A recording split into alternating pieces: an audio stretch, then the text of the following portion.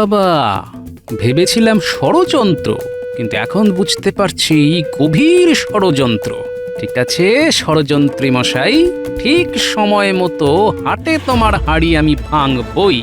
তাহলে ব্যাপারটা এই দাঁড়াচ্ছে যে মহারাজকে ঈশ্বরের অবতার বানাবার ভড়ং করে মহারাজের সিন্দুক থেকে সব মোহর হাতিয়ে নেবার মতলব।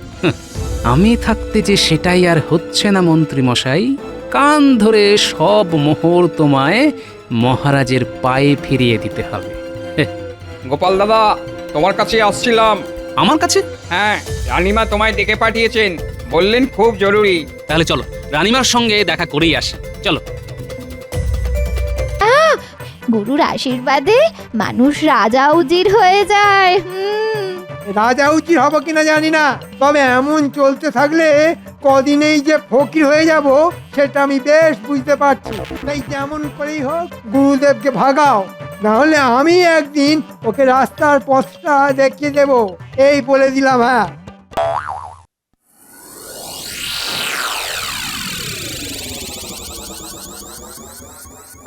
কিরে বটা ঘটা, সাত সকালে এমন চুপ করে গাছতলায় বসে আছিস কেন?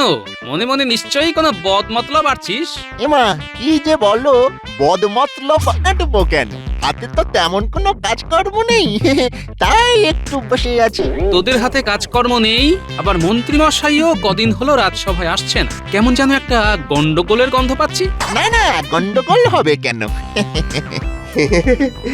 আসলে আসলে ওই মন্ত্রীমশাইয়ের বাড়িতে তার বউয়ের গুরুদেব এসেছে, তাই তাকে নিয়ে মন্ত্রীমশাই খুব ব্যস্ত। বেশ বেশ বেশ, গুরু সেবা মহাধর্ম। শুনেছি মন দিয়ে গুরু সেবা করলে পাজি লোক নাকি পাল্টে একেবারে ভালো মানুষ হয়ে যায়। ভালো ভালো, মন দিয়ে গুরু সেবা করতে দে মন্ত্রী মশাইকে।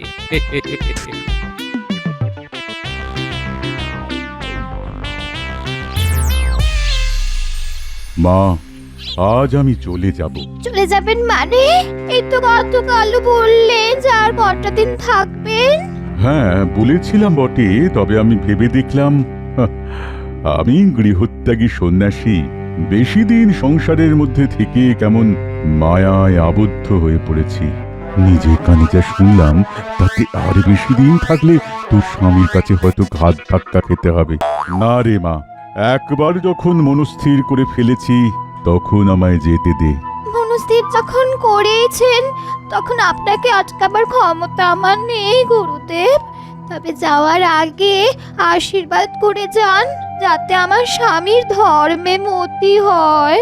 হবে রে মা, হবে। ঈশ্বরের আশীর্বাদে সব ঠিক হয়ে যাবে। আবার কি করছিস মা? এই আঁচলে করে আপনার একটু পায়ের ধুলো মুড়ে নিলাম বাবা। আমার স্বামী এলে তার মাথায় ছুঁয়ে দেব। এটা রাখ, তবে খরচ করে নষ্ট করিস না। লক্ষ্মীর ঝাঁপিতে রেখে দিবি, দিনে দিনে তোর সংসারে শ্রীবৃদ্ধি ঘটবে।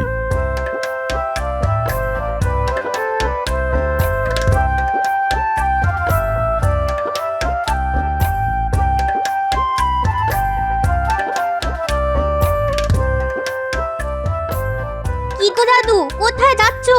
ওই যে থোর বড়ি খাড়া আর খাড়া বড়ি থোর। মানে? এ মা, বুঝতে পারলি না? রাজসভায়। ঠিক ধরেছিস। দাদু, রাজসভা থেকে ফিরে এসে আজ কিন্তু তোমাকে একটা গল্প শোনাতে হবে। আচ্ছা আচ্ছা, শোনাবো শোনাবো, এখন যেতে দে দেখি, না হলে আবার রাজসভায় যেতে দেরি হয়ে যাবে।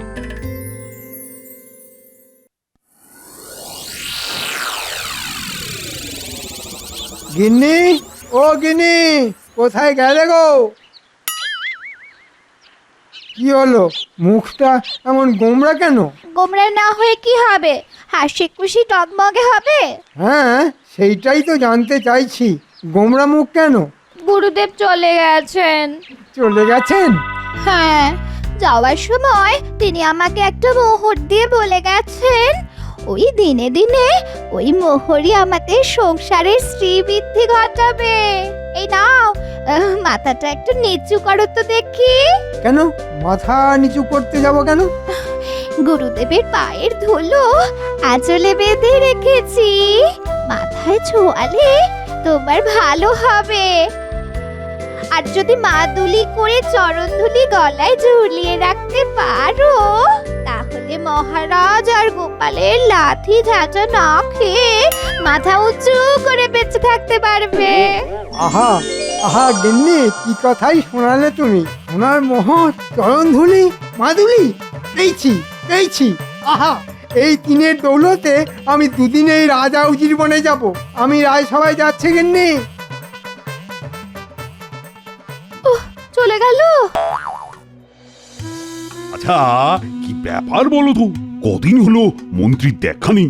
সে কি, আপনি জানেন না মন্ত্রীমশাইয়ের বাড়ি ওনার স্ত্রীর গুরুদেব এসেছেন, আর তাই নিয়ে তিনি ব্যতিব্যস্ত। না মহারাজ, আমার গিন্নির গুরুদেব আজই চলে গেছেন। তাই সবকিছু ফেলে একটা কথা বলার জন্যে ছুটে এলাম এই রাজপ্রাসাদে। কি কথা মন্ত্রী? মহারাজ, নিজেকে আজ বড় ছোট মনে হচ্ছে। কেন কেন কেন? এতদিন আপনাকে চিনতে পারিনি তাই। হ্যাঁ, আমাকে চিনতে পারোনি মানে? মহারাজ, আপনি যে সে মানুষ নন মহারাজ। মানে বাবা, মন্ত্রী এত ধানাই পানাই করছে কেন? মহারাজ, গুরুদেব বলে গেছেন আপনি হলেন ঈশ্বরের অবতার। হ্যাঁ, আমি ঈশ্বরের অবতার নাকি? ওহ, কি যাতা বলছো তুমি? যাতা নয় মহারাজ, আর এ তো শুধু আমার মুখের কথা নয়, স্বয়ং গুরুদেবের কথা। একটু একটু পায়ের ধুলো দিন মহারাজ। বাবা, এই তো এক তুড়িতে মহারাজকে একেবারে ঈশ্বরের অবতার বানিয়ে দিল। না, ব্যাপারটা কেমন গোলমেলে লাগছে। গুরুদেব আরো বলে গেছেন, এই রাজ্যের সব মানুষ যদি সোনার মাদুলিতে আপনার মতো ঈশ্বরের অবতারের চরণধুলি ভরে গলায় পড়ে, তাহলে তাদের সকলেরই শ্রীবৃদ্ধি হবে। হ্যাঁ মহারাজ, এ আমার কথা নয়, গুরুদেবের মুখ নিঃসৃত বুলি, মানে উপদেশ। কিন্তু এই রাজ্যের অনেক মানুষেরই তো নুন আনতে পান্তা ফুরিয়ে যায়। সোনার মাদুলি তারা গড়াবে কি করে? এই কি বলছে মন্ত্রী? হ্যাঁ, রাজ্যের সব প্রজা আমাকে ঈশ্বরের অবতার জ্ঞান করে, হ্যাঁ, আমার চরণধুলি গলায় ধারণ করবে। বাবা, মানুষ থেকে একেবারে ঈশ্বরের অবতার। ভাবলেই মনের মধ্যে কিরকম পুলক জাগছে। কি হলো মন্ত্রী মশাই, বলুন, তারা সব সোনার মাদুলি গড়াবে কি করে? সোনা? আচ্ছা, মাদুলি গড়াবার জন্য সোনার মোহর যদি আমি দিই? এই তো আমার রাজা বাবু কেমন সুসুর করে হাঁড়ি কাঠের দিকে গলা বাড়িয়ে দিচ্ছে। আপনি দেবেন মহারাজ? আহা, এই না হলে ঈশ্বরের অবতার। ঈশ্বরের মতো মনের মধ্যে কত দয়া। মন্ত্রী, আমার সঙ্গে এসো, এসো।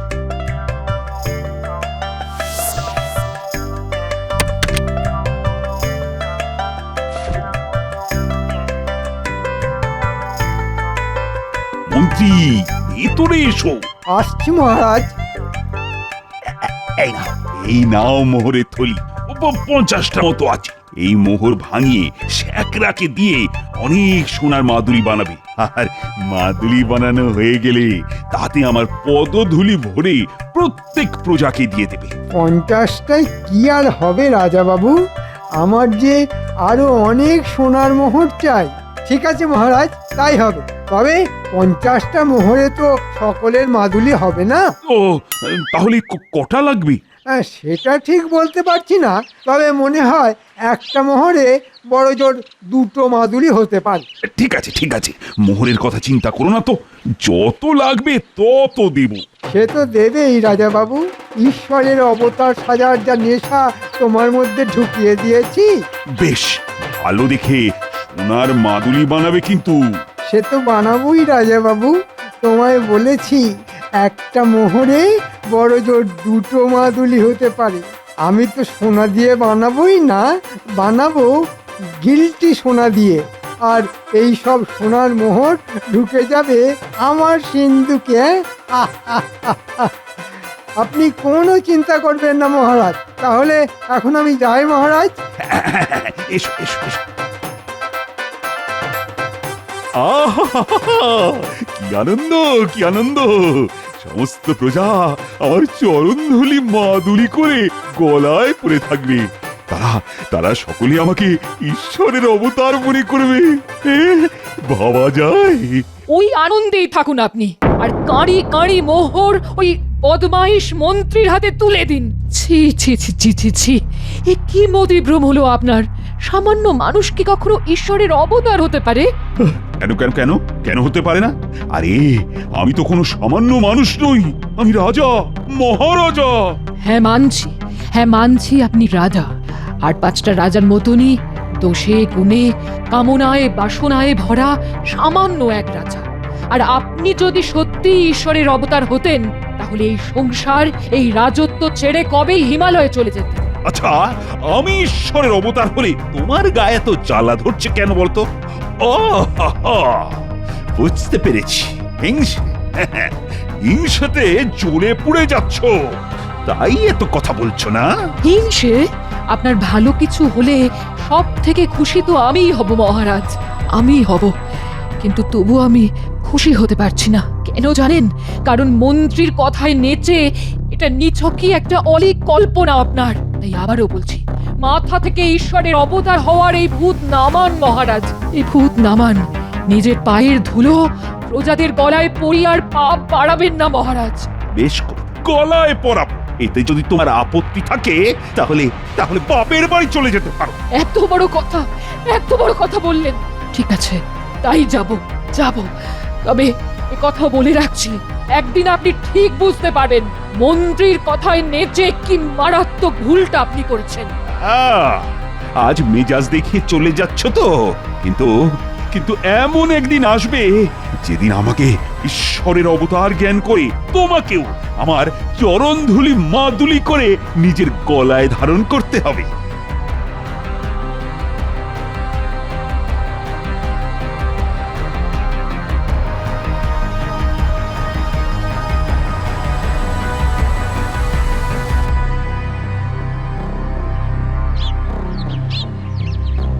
হ্যাঁ রে গুলটে, এখানে নিয়ে এলি কেন? মন্ত্রীমশাইয়ের বাগানে না অনেক ফুল ফুটেছে, চল কিছু ফুল তুলে নিয়ে যাই। সর্বনাশ, মন্ত্রী মশাই আসছে। এখন কি করব? সামনে দিয়ে যেতে হলে তো হাজার প্রশ্ন করবে। তাহলে চল মন্ত্রীমশাইয়ের বাড়ির পেছনে গিয়ে লুকোই।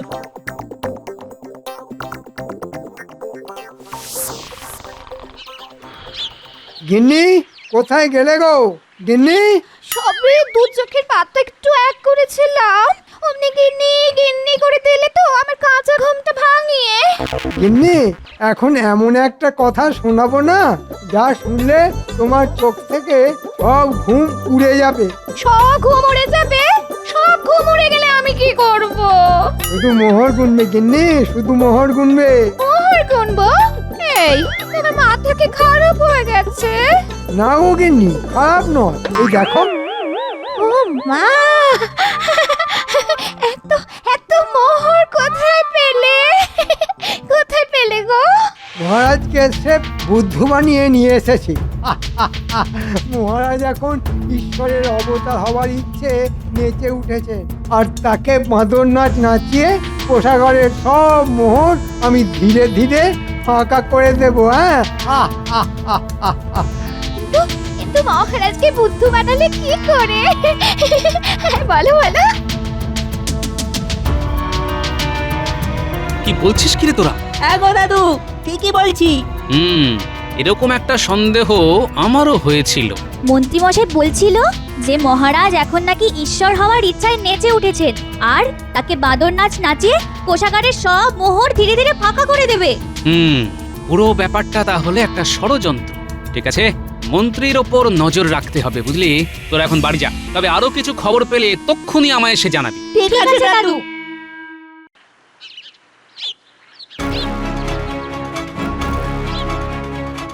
আরে মন্ত্রীমশাই, আপনি?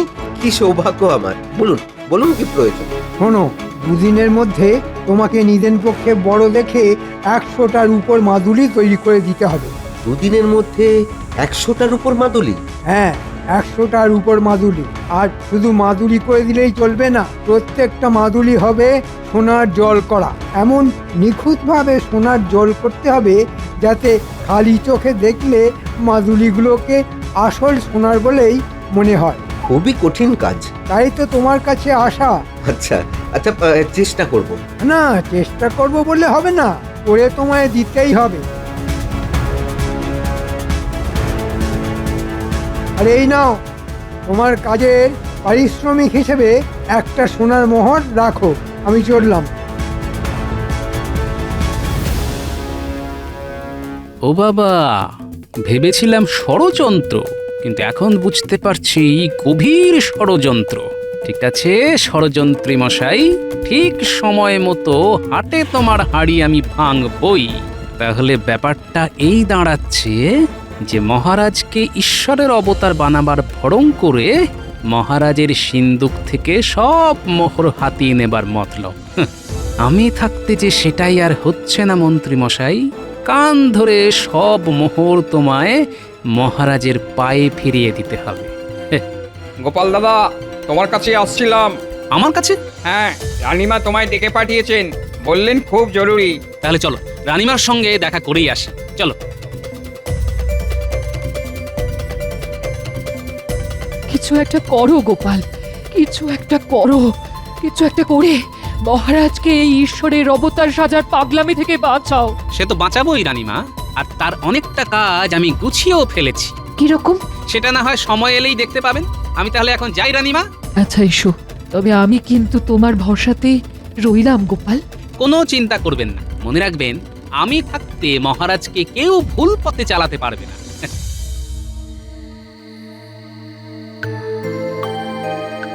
শ্যাকরামশাই, শ্যাকরামশাই বাড়ি আছে নাকি? কি ব্যাপার গোপাল বাবু, এই রাতের বেলায় আমার বাড়িতে? একটা খুব গোপন আর দরকারি কথা ছিল। বলুন। তাহলে বুঝতে পারলেন তো আপনাকে কি করতে হবে? হ্যাঁ, বিলক্ষণ বুঝতে পেরেছি। তাহলে খবর পাঠালেই চলে আসবেন। ঠিক আছে, ঠিক আছে গোপাল বাবু।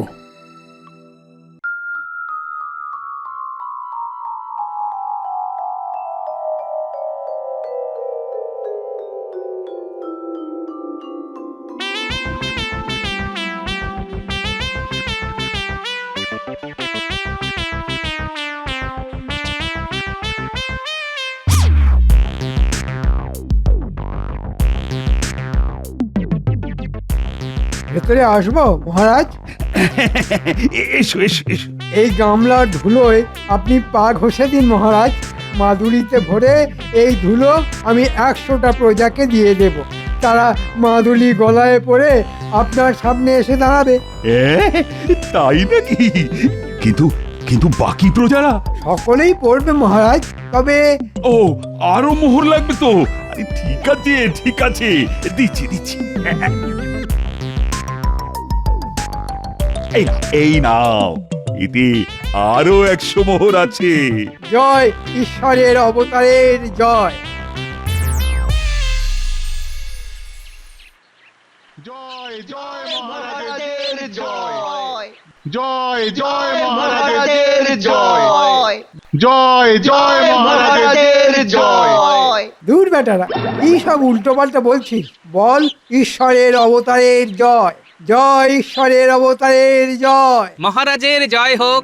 অর্বাচীনের মতো মহারাজের জয় হোক বলে গলা ফাটিও না গোপাল, বরং ঈশ্বরের অবতারের জয় বলে গলা ফাটাও, তাতে তোমার ভালো হবে। তাই নাকি? কিন্তু মন্ত্রীমশাই, সবকিছু যাচাই না করে আমি তো গলা ফাটাই না। কি যাচাই করবে? মহারাজের ঈশ্বরত্ব? মোটেই না। আমি যাচাই করব এই সব মানুষগুলো গলায় যে সোনার মাদুলি পড়ে আছে সেইগুলো। মানে? শ্যাকরামশাই, আপনার কোষ্ঠী পাথরটা নিয়ে এদিকে আসুন তো। গোপাল আবার এই পুরো স্যাগরাটাকে নিয়ে এলো কেন? সর্বনাশ! তাহলে কি কিছু সন্দেহ করেছে? শ্যাকরামশাই, একজনের গলা থেকে সোনার মাদুলি খুলে আপনার কোষ্ঠী পাথরে ঘষে একটু পরীক্ষা করে দেখুন তো যে মাদুলির সোনা আসল না নকল। এই এসব কি বলছো গোপাল? মাদুলির সোনা নকল হতে যাবে কেন? অধৈর্য হবেন না মহারাজ, একটু পরেই সব কিছু প্রমাণ হয়ে যাবে। এই না হলে গোপাল।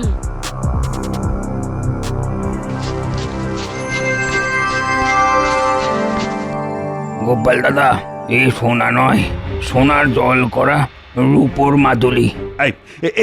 তুমি কি বলছো কি বুড়ো শ্যাকরা? ঠিকই বলছি মহারাজ। বিশ্বাস না হলে যে কোনো শ্যাকরাকে ডেকে এনে পরীক্ষা করিয়ে নিতে পারেন। মন্ত্রী, এ আমি কি শুনছি? মন্ত্রী মশাই আর কি বলবে মহারাজ, তার থেকে বরং আমি বলছি। আপনার মাথায় ঈশ্বরের অবতার হওয়ার ভূত চাপিয়ে কোষাগার থেকে সব মোহর হাতিয়ে নেবার মতলবে ছিলেন আমাদের মন্ত্রী মশাই। চরণধুলি ভরা সোনার মাদুলি ছিল একটা বাহানা। ও বুঝতে পেরেছি, সব কিছু এখন জলের মতো পরিষ্কার হয়ে গেল আমার কাছে। ছি ছি ছি ছি ছি, ছি। কত বড় একটা পাপ করতে যাচ্ছিলাম আমি। আমি আগেই বলেছিলাম মহারাজ, 5টা রাজার মতো আপনিও একজন রাজা। তবে মনে রাখবেন, ভালো রাজা হলেও আপনি ঈশ্বরের অবতার হতে পারেন না। ঠিক ঠিক, আমার মতো রাজা কি কখনো ঈশ্বরের অবতার হয়? না হতে পারে। ছি ছি ছি ছি ছি। আমি আমার নিজের পায়ের ধুলো আমার আদরের প্রজাদের গলায় পরিয়েছি। তোমরা তোমরা সকলে ক্ষমা করো আমাকে। আর এক্ষুনি এক্ষুনি গলা থেকে ওই মাদুলি খুলে ফেলে দাও।